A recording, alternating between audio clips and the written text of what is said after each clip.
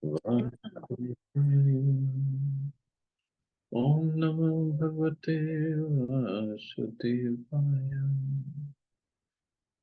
Narayanam Namaskrityam Naram Jayam Devim Saraswatim Vyasam Tato Jayamudidit Nashtuprayeshu Bhadreshu Nityam Bhagavata Sevaya Bhagavati Uttam Shloke Bhaktir Bhavati Naistiki. So, continuing with the discussion on Sri Chaitanya Charitamrita, Antya Lila, Chapter 3, the glories of Srila Haridas Thakur. Somehow I missed the bookmark. 123, Babuji. 120? 123. 123. Okay.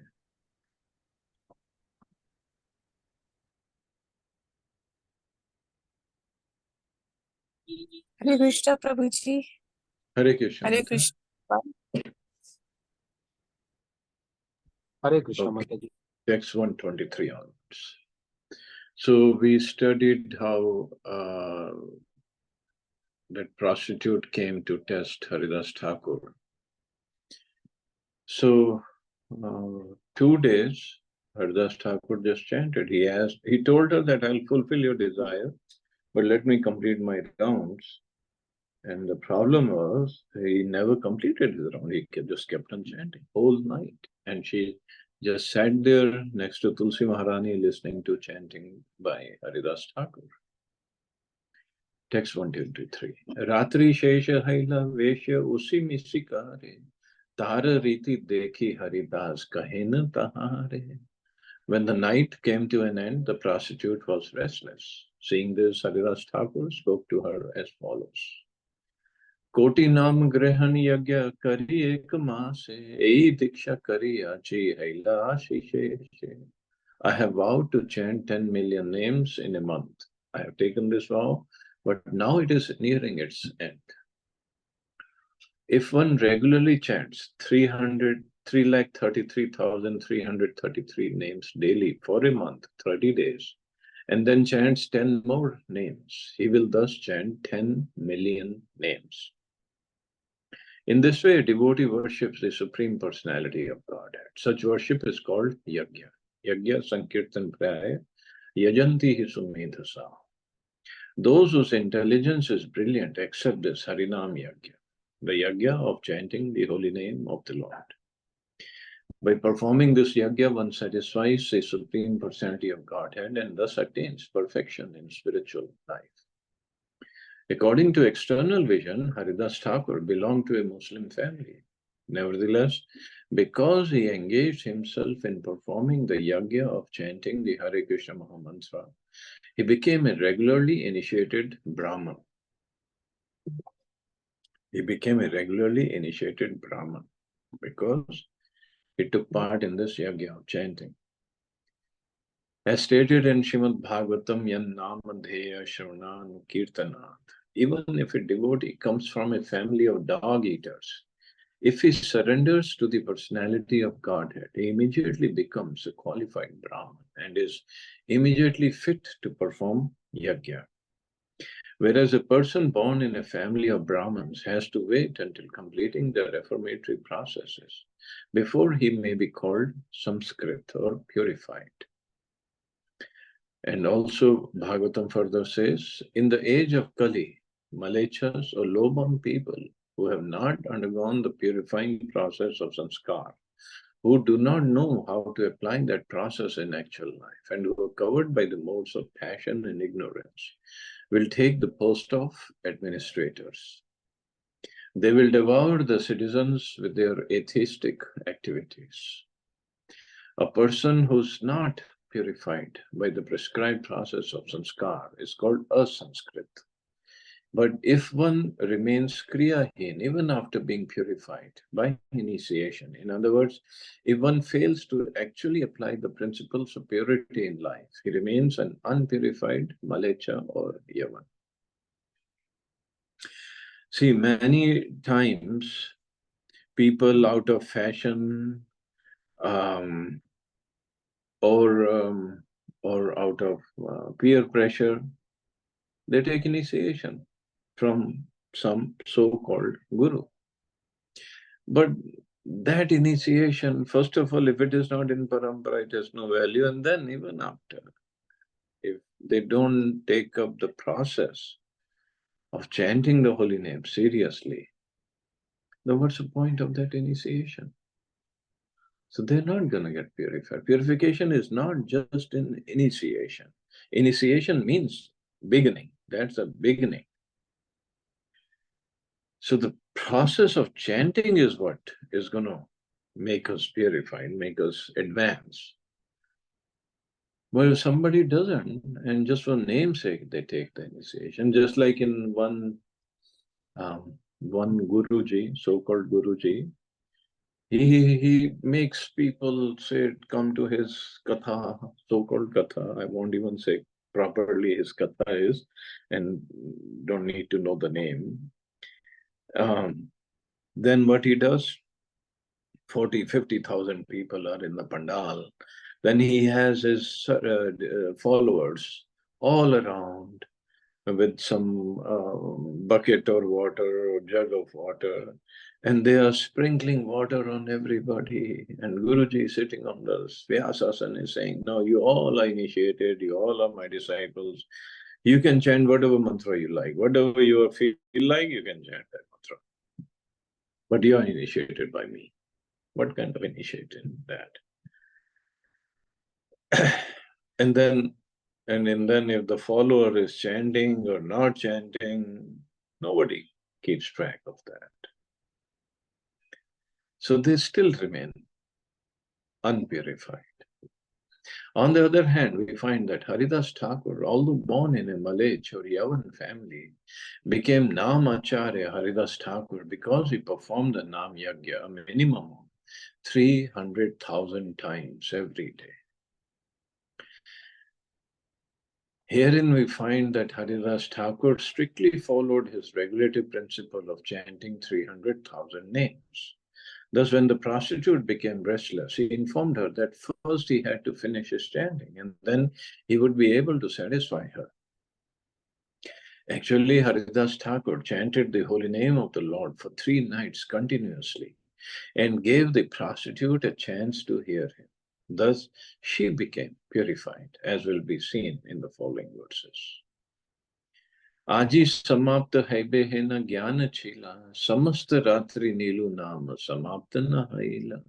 I thought that today I would be able to finish my performance of yagya, my chanting of the Hare Krishna mantra. I tried my best to chant the holy name all night, but still did not finish. Kali samapta habe tabe habe vrata bhanga, swachande tomare sange, haibeka sanga. Tomorrow I'll surely finish and my vow will be fulfilled. Then it will be possible for me to enjoy with you in full freedom.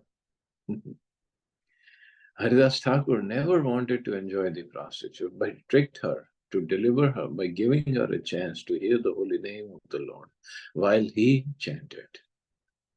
Pure devotees chant the Hare Krishna mantra, and simply by hearing his chanting from a purified transcendental person, one is purified of all sinful activities, no matter how low-born or fallen one may be.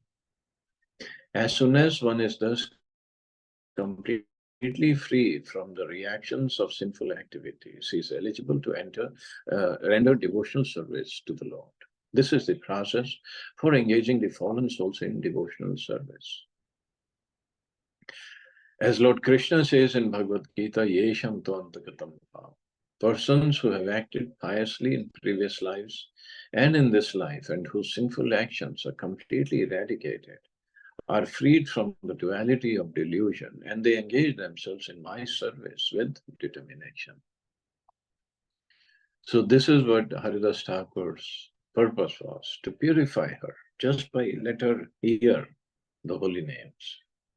And then she would be able to be engaged in the devotion service. Veshya Giya Samachara Khane Rakahela Ardin Sandhya Haite Thakur Thaiyaila. The prostitute returned to Ramchandra Khan and informed him of what had happened. The next day she came earlier at the beginning of the evening and stayed with Haridas Thakur. तुलसी के ठाकुरा के नमस्कार करे द्वारे वसी नाम सुने बोले Hari Hari. After offering obeisances to the Tulsi plant and Haridas Thakur, she sat down on the threshold of the room. Thus she began to hear Haridas Thakur's chanting, and she also personally chanted Hari Hari, the holy name of the Lord. Nama Purna Habe Aji Bale Haridas, Tabe Purna Karimu Aji Tomara Abhilash. Today it will be possible for me to finish my chanting, Haridas Thakur informed her. Then I shall satisfy all your desires. Kirtan karite aiche ratri shesha haila, Thakur era shane veshat manafiri gela. That night ended while Haridas Thakur was chanting, but by his association, the mind of the prostitute had changed. Dandavat haya pade, Thakur acharane, Ramachandra khane rakatha kaila nivedan.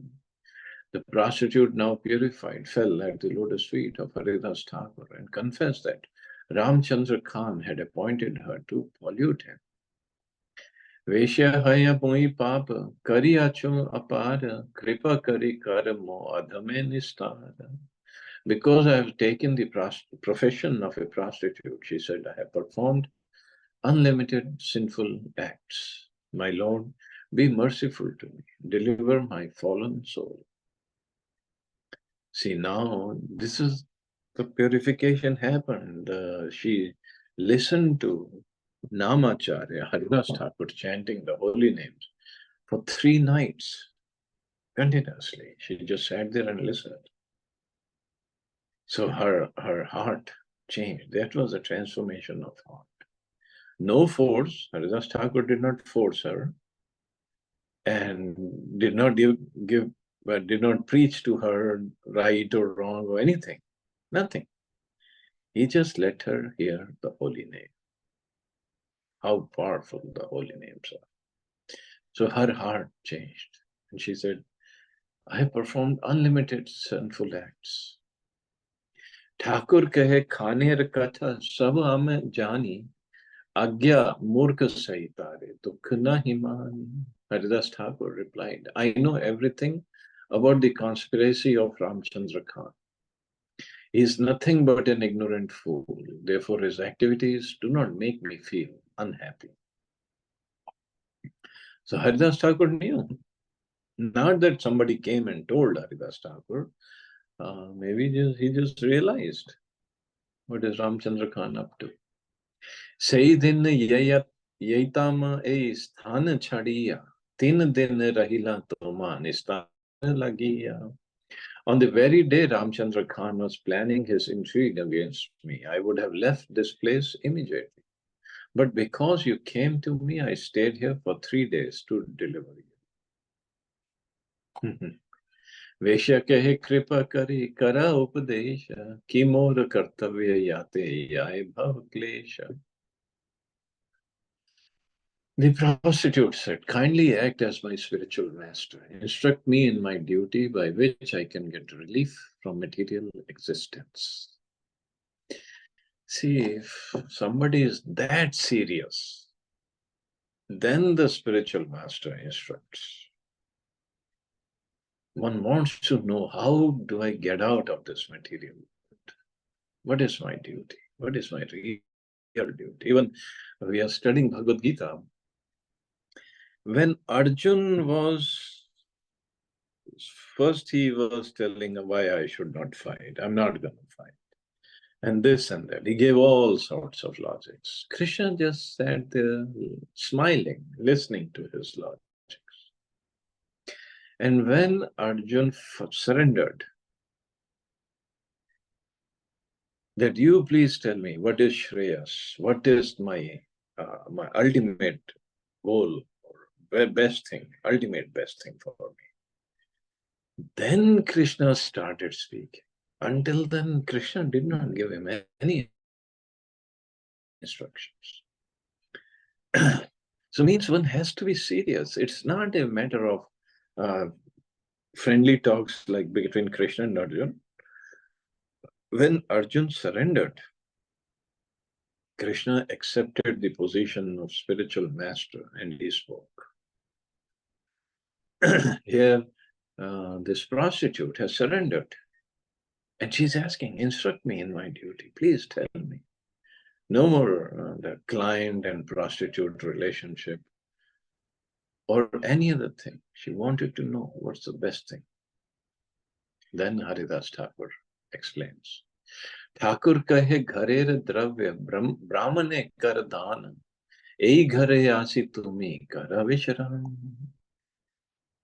Haridas Thakur replied, immediately go home and distribute to the Brahmins whatever property you have.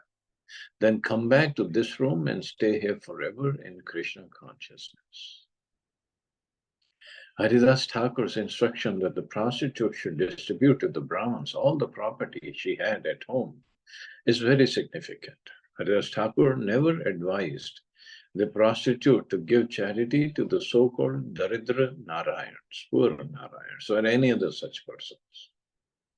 According to Vedic civilization, charity should be given only to the qualified Brahmins, not so-called Brahmins. Brahman means they are very, very pure, very satisfied, very very much learned. As stated in Bhagavad Gita, Shamo damas tapaha shocham shantirarjavam evacham jnanam vijnanam astikyam brahma karma svabhavajam. The Brahminical qualifications are truthfulness, control of the senses and mind, tolerance, simplicity, knowledge, practical application of transcendental knowledge in one's life, and full faith in the Supreme Personality of Godhead. That's a Brahman. And just like in the movies, they show all nonsense stuff about Brahmins. Pretty heavy, big, bulky guys, just greedy people. That's the image they have projected of Brahmins, but that's not what Krishna says. Persons engaged in pursuing spiritual understanding have no time to earn their livelihood. They depend completely on the mercy of the Lord, who says in Bhagavad Gita that he personally carries to them all their necessities. So that's a real Brahman. The Vedic civilization recommends that one gives charity to Brahmins and sannyasis, not to the so-called Daridra Narayans. See, because of these images projected or narrative being set against Brahmins, against Narad Muni, against the Lord, against the devotees. So this is the propaganda. This is the goal of Bollywood movies and the serials. They don't want to give the right knowledge. That's not their purpose. And that's not how they make money. So people have become like, oh, why should give money to Brahmins? They are greedy, they have lots of money. Why not give it to poor people? No, the real Brahmins, they don't have much because they are so much engaged in the study and teaching of the scriptures, doing yajna, performing yajna for others. And they also give charity, dana pratigraha. That's a real Brahman. And once we give charity to that kind of Brahman, in Bhagavatam there is a verse which is said, if you give to Veda Parag means those who have accepted or understood the essence of Vedas, whatever charity we give to such Brahmans, Krishna makes arrangement that we get back many, many times more with the interest, whatever interest, how Krishna calculates or Yamraji calculates. we get back that, multiple of many times, multiple of that money that we have given to such kind of Brahmins. And of course, better than that is mentioned in Bhagavatam, then give it to the Lord for His purpose. And Prabhupada mentioned one for the propagation of Krishna consciousness movement. So yeah, it's always good to help some poor people, no doubt about it. Nobody's saying no to that, but one has to know where to give properly. Narayan cannot be Daridra, nor can Daridra be Narayan, for these are contradictory terms. Atheistic men invent such concoctions and preach them to fools, but charity should actually be given to Brahmins and sannyasis. Because whatever money they get, they spend for Krishna. Whatever charity one gives to a Brahmin goes to Krishna, who says in Bhagavad Gita, Yat karoshi yadashnashi. Whatever you do, whatever you eat, whatever you offer or give away, and whatever austerities you perform, do that, O son of Kunti, as an offering to me. Otherwise, we'll get entangled. Everything actually belongs to Krishna, but so-called civilized men unfortunately think that everything belongs to them. This is the mistake of materialistic civilization. The prostitute Vaishya had earned money by questionable means, obviously, and therefore Haridas Thakur advised her to distribute to the Brahmins whatever she possessed. When Srila Rupa Goswami retired from family life, he distributed 50% of his income to the Brahmins and Vaishnavas.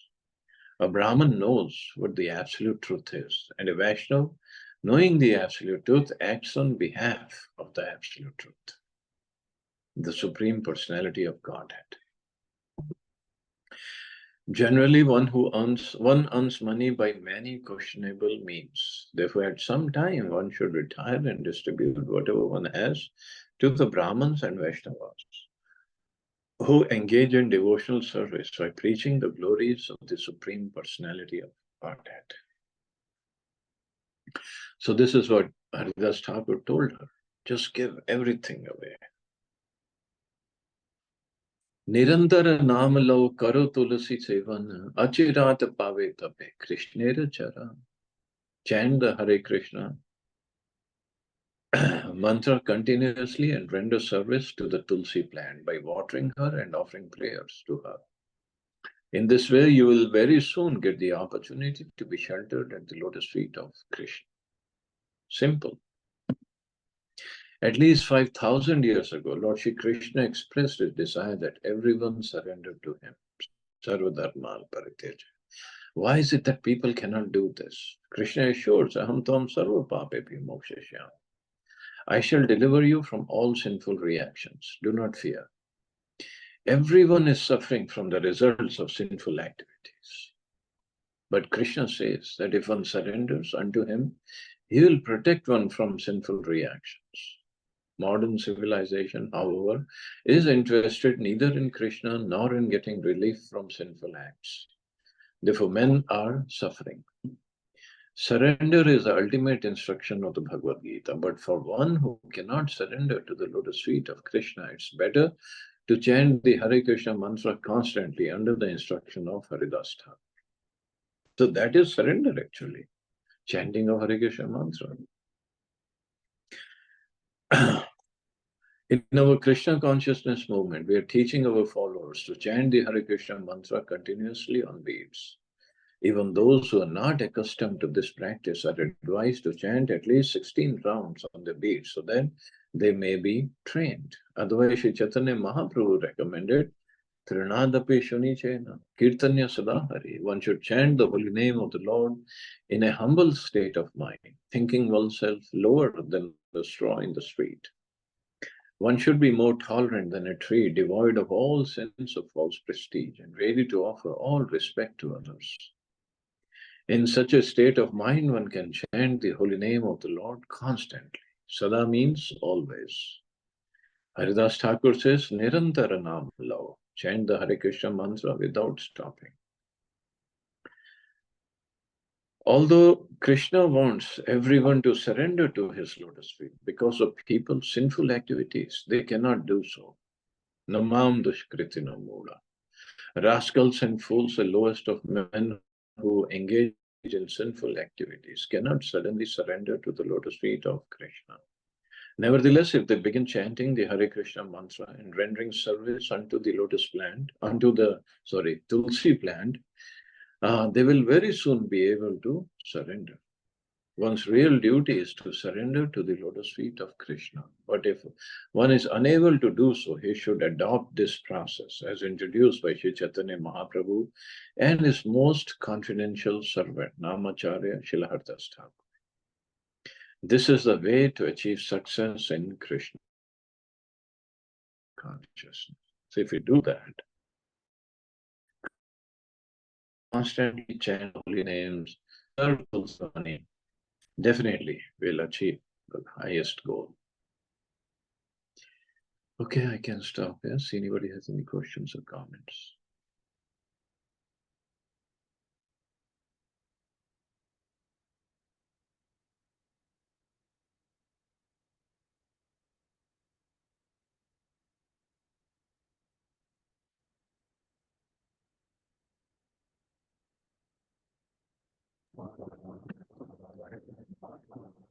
Okay, you all have Thank you, safe and Prabhuji. wonderful day. Hare Krishna. Hare Jai Shri Krishna, Krishna. Prabhuji.